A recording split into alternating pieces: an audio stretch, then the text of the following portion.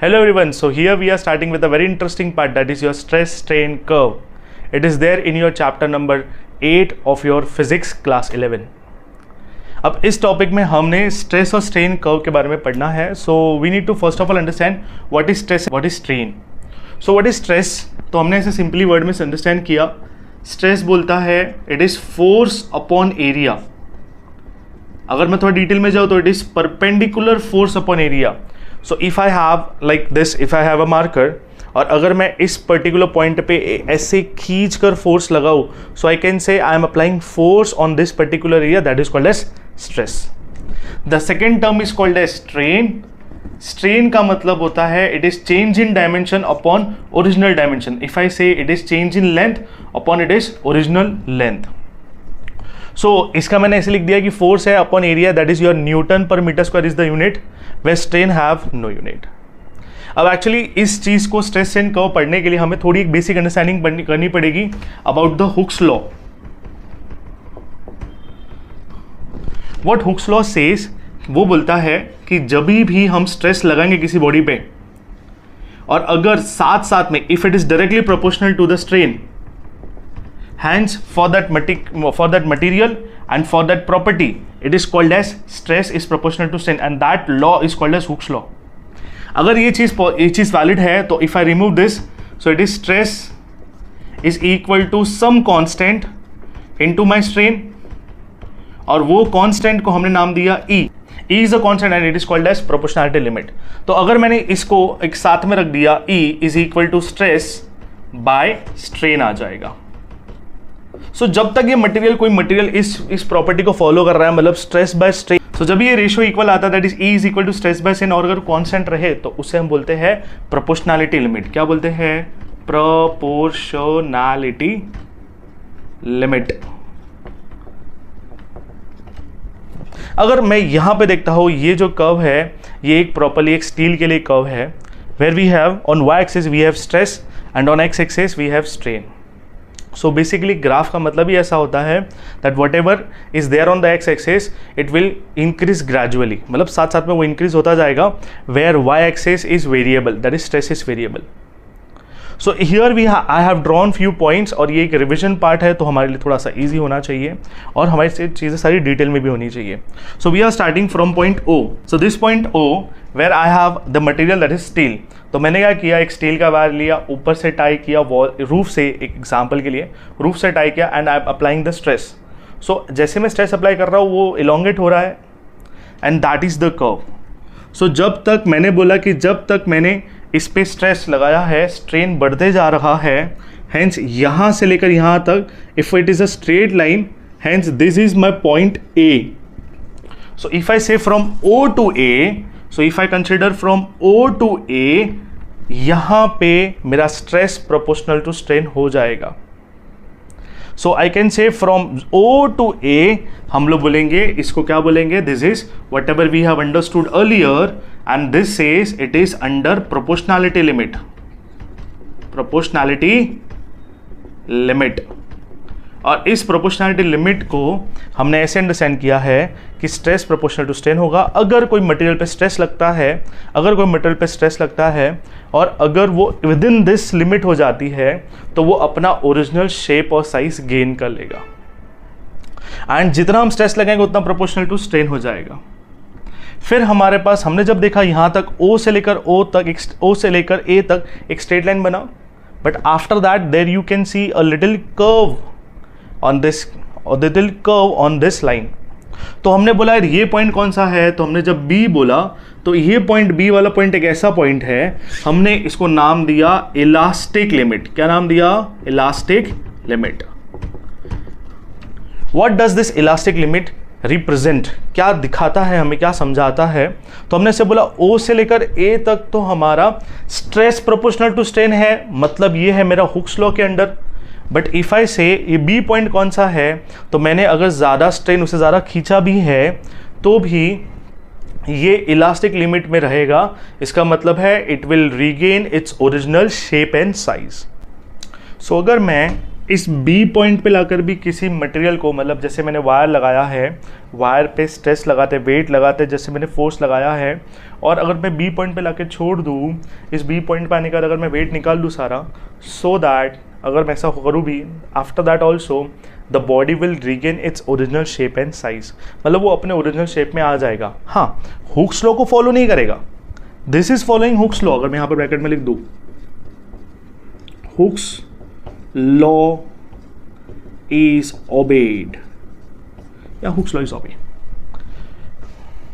सो अगर मैं बोलूँ B है जो पॉइंट मेरा, वो है इलास्टिक लिमिट का, after that also it will regain it's original shape and size. But अगर मैं B से आगे चलता हूँ और अगर मैंने फिर भी स्ट्रेस लगा कर रखा और मैं अगर फोर्स कंटिन्यूस लगा तो वो स्ट्रेच होते जाएगा। स्ट्रेचिंग ये B पॉइंट से C पॉइंट तक ये स्ट्रेच होते जा रहा है, मतलब स्ट्रेन बढ़ते जा रहा है। और जब ये C पॉइंट पे पहुंचेगा, C point is that limit, अगर उस पॉइंट पर अगर आपने उस पार्टिकल को छोड़ दिया, उस मटेरियल को छोड़ दिया, तो वो अपना शेप और साइज रीगेन तो नहीं करेगा, बट वो पीछे जरूर जाएगा, मतलब अपने एक न्यू शेप में आ जाएगा। जैसे फॉर एग्जांपल अगर मैं एक पेन की जो स्प्रिंग आती है उससे मैं निकाल कर अगर मैं जोर से स्ट्रेच कर दूं, अगर एक लिमिट तक स्ट्रेच करूंगा तब तो अपने ओरिजिनल शेप और साइज में आ जाएगी। लेकिन अगर उसको मैं ज़्यादा स्ट्रेच करूंगा सो थोड़ा सा वो छोटा हो जाएगी, but it will be a permanent set, उसका एक नया शेप और साइज आ जाएगा। Hence that C point I can say, उसी रिलेशन को कनेक्ट करके हमने बोल दिया इसको परमानेंट सेट। और ये जो सी पॉइंट है वो परमानेंट सेट वाला पॉइंट है। अगर मैं परमानेंट सेट देखता हूँ तो अगर इसमें मैं जैसे इसको मैं प्लास्टिक लिमिट भी बोल सकता हूँ, जहाँ पे वो प्लास्टिक वाली प्रॉपर्टी आ जाएगी, जहाँ पे मैं शेप खींचने के बाद अगर छोड़ दूँ तो वो अपना एक नया शेप और साइज गेन कर लेगा, वो चीज़ सी पॉइंट पे होगी। अगर मैं उससे थोड़ा और आगे चलता हूँ, मैंने अगर फिर भी उस पर मैंने देखा कि थोड़ा और स्ट्रेस लगाते क्योंकि इलॉन्गेशन तो कंटिन्यूस होना चाहिए। तो जब मैंने थोड़ा और स्ट्रेस लगाया, थोड़ा और वेट ऐड किया, थोड़ा वेट और ऐड किया, उस वायर में थोड़ा और वेट ऐड करते गया, तो वायर थोड़ा और स्ट्रेच होते जा रहा है। स्ट्रेच होते होते मैंने बोला कि जब मैंने वेट ऐड करते गया, मैंने कहा थोड़ा वेट ऐड करो, तो उससे इतना जल्दी ही नहीं हो रहा था, तो मैंने वेट थोड़ा और ऐड किया और एक पॉइंट ऐसा मिला, that point is D, eight विच अगर मैं जैसे एग्जाम्पल के लिए मैं अगर बोलता हूँ कि 100 is that value, the value of this is 100, that point is 100, मतलब इस वायर पे अगर मैं 100 न्यूटन का फोर्स लगा देता हूँ, 100 न्यूटन पर मीटर स्क्वायर लगा देता हूँ, आफ्टर दैट ऑल्सो 100 लगा दिया, उसके बाद अगर मैं छोड़ भी दूँ तो भी वो वायर, अगर 100 कंटिन्यू लगाते भी गया तो भी वो वायर टूट ही जाएगा। Hence that maximum value of stress which is applied on the wire is called as that point of D is called as breaking stress। क्या बोलते हैं इसे? breaking stress। मतलब इस पॉइंट के बाद जैसे मान लो एग्जांपल हमने 100 का लिया है, अगर मैं 100 लगा देता हूँ इस वायर पे और 100 पे ब्रेकिंग स्ट्रेस ले लिया, अगर मैंने सोचा कि इससे थोड़ा कम वेट, अगर मैं कम वोट लगाऊँ, अगर मैंने 100 लगा दिया है, अब उससे कम भी लगा दूँ, फिर भी वो वायर स्ट्रेच होता जाएगा और एक पॉइंट ऐसा आएगा जिस पॉइंट को हमने नाम दिया है E, इस पॉइंट को हम नाम देंगे E, और ये पॉइंट एक ऐसा पॉइंट होगा जहाँ पे वायर फ्रैक्चर हो जाएगा या वायर टूट जाएगा। So E is that point, is called as fracture point, या चलो फ्रैक्चर लिख देता हूँ, फ्रैक्चर पॉइंट, जहाँ पे वो वायर फ्रैक्चर हो जाएगा एक्चुअली। बट ऐसा है जैसे फॉर एग्जाम्पल मैंने 10 का दिया, 20 का दिया, 30 का दिया, 40 का दिया और 50 पे मैक्सिमम हो गया, that is under elastic limit, under Hooke's law. लेकिन जैसे मैंने 100 से 50 से थोड़ा और वैल्यू बढ़ा दी, मैंने 60 दिया, तो 60 पे ये वैल्यू आएगी जहाँ पे वो अपना शेप और साइज, ओरिजिनल शेप और साइज गेन तो कर रहा है बट हुक्स लॉ फॉलो नहीं कर रहा है, मतलब stress is not proportional to strain.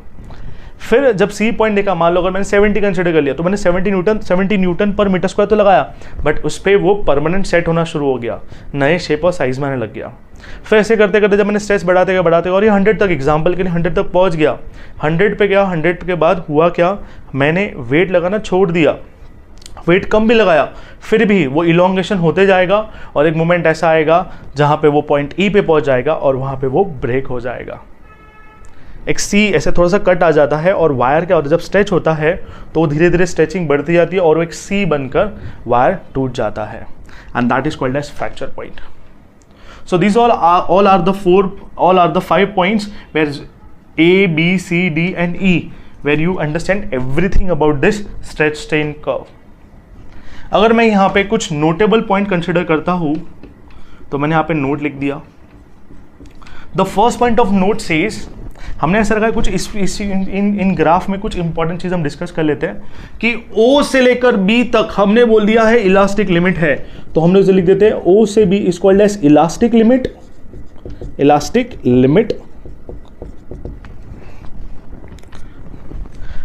अगर B से E तक कंसिडर करूं तो मैं यहां पे लिखूंगा B to E is called as what. तो हमने बोला अगर मैं किधर भी आने के बाद, इधर आने के बाद, मान लो अगर 80 एग्जांपल के कंसिडरेशन में अगर मैं 80 पे अगर भी इसे छोड़ दूं, अगर छोड़ दूं मतलब मैंने स्ट्रेस लगाना 0 कर दिया, तो भी वो एक नए लेंथ में रुक जाएगा. एंड ऐसी प्रॉपर्टी को हमने नाम दिया था क्या? That is your plastic limit. क्या नाम दिया? Plastic limit. This is my first point. Second point बोलता है अगर मेरे पास एक मटेरियल है जिसको हम डक्टाइल या टेंसाइल मटेरियल बोलते हैं, डक्टाइल, और it is called as tensile material. Ductile या टेंसाइल मटेरियल, जैसे फॉर एग्जाम्पल था हमारे पास जैसे गोल्ड का 1 gram. If I have a 1 gram of gold, if I stretch that 1 gram of gold in a particular condition, it could stretch up to 2 kilometres. तो ऐसे हमने जब छोड़ दिया तो वापस हमने ओरिजिनल शेप में आता है क्या? नहीं. हेंस आई कैन से वहाँ पे कौन सी लिमिट होनी चाहिए? तो हमने लिख दिया है, ऑब्वियसली मैंने पी लिख दिया, मतलब वो होगी प्लास्टिक लिमिट. और एक्चुअली हम लोग यहाँ पे कंपेयर करें, इससे मैं लिख देता हूँ plastic limit is large. A large word is important. अब जैसे डक्टाइल या टेंसाइल मटेरियल, उसका ऑपोजिट वर्जन क्या होता है? यस, आपने सही बोला, सोचा जो भी है. अब ये लाइव क्लास तो है नहीं, लेकिन फिर भी it is called as material और is called as brittle. I am sorry, it is called as brittle, where here the plastic limit is very less.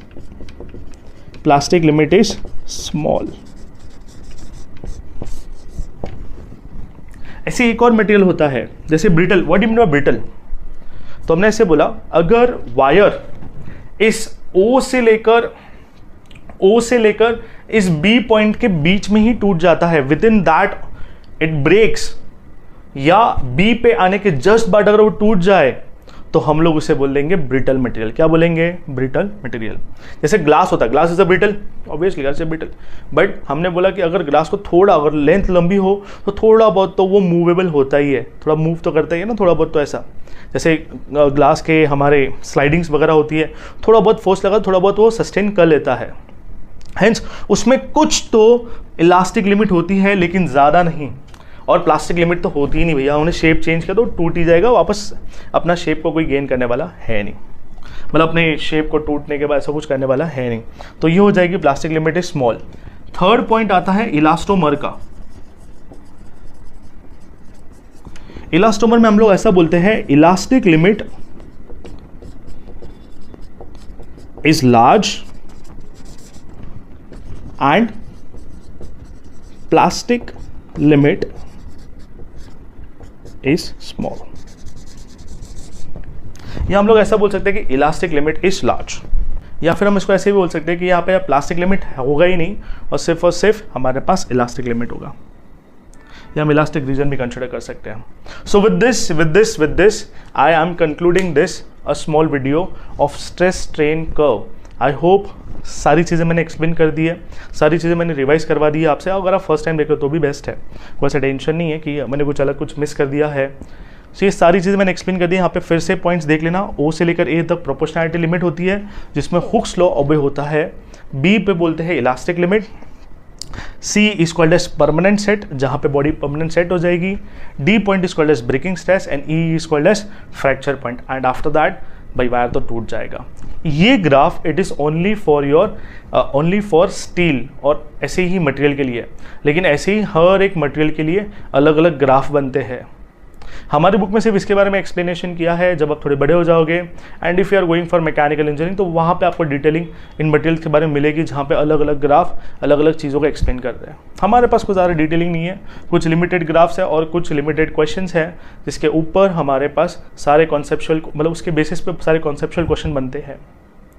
and this is an important part in mechanical properties of solids. So prepare well. With this I am ending this video. Thank you so much. और अगर कुछ और important videos आपका related चाहिए इसके related या किसी और चैप्टर रिलेटेड तो लेट मी नो. ठीक है. So thank you so much. I will give you few seconds so that कि you can take a screenshot. Okay. चलिए, थैंक यू सो मच. मिलते हैं अगले वीडियो में.